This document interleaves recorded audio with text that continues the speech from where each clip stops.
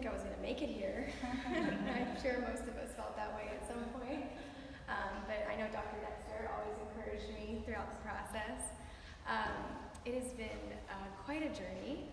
I was told when I was a child I wouldn't even get into college, and so graduating with a Ph.D. is definitely an honor. I feel very proud.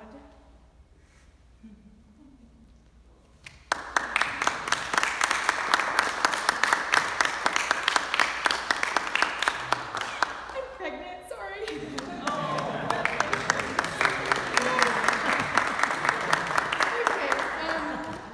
My research was very close to my heart. I actually chose to study social media on millennial women and how it impacted them due to my own pregnancy hormones, I swear, due to my own challenges with using social media. I found that every time I was using it, I felt really just angst and uncomfortable, and it brought up anxiety and depression. And I was curious if other people felt the same way, and so I really wanted to learn how or who was truly impacted, because some people didn't have the same issues as myself.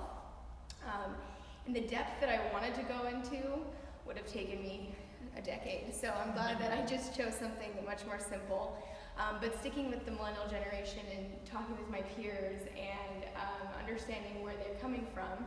And it was a really transformative experience for many reasons, because I actually found what I didn't think I was going to find. I thought I was going to be very clear that it was going to be negative. It was going to be a horrible experience for everyone, and we should all get off of it right away. But it wasn't like that at all. There's so many blessings and opportunities, and I think that actually comes into what we're talking about today, is this integration of, it doesn't have to be black or white, it doesn't have to be bad or good, it's a blend, and being really mindful of our time on social media, but also just in life in general, just being much more mindful of how we live and how we interact, and living more as an and rather than a but. So it's been a transformative experience, and I'm super grateful to have been part of this community. I will be honest, at the beginning I wasn't sure. I grew up spiritual with my parents both as meditators, and so I learned how to meditate when I was 10. But I always felt like I should be traditional and be in the Western, traditional school system, but I always struggled in that system. Which is probably why I was told I wouldn't get into college.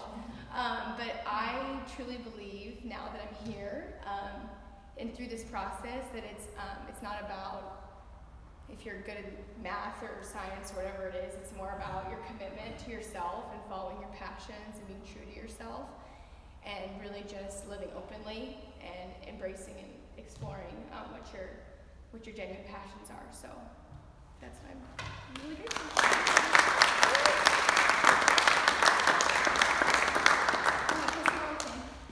I'm sorry. I just want to thank my husband.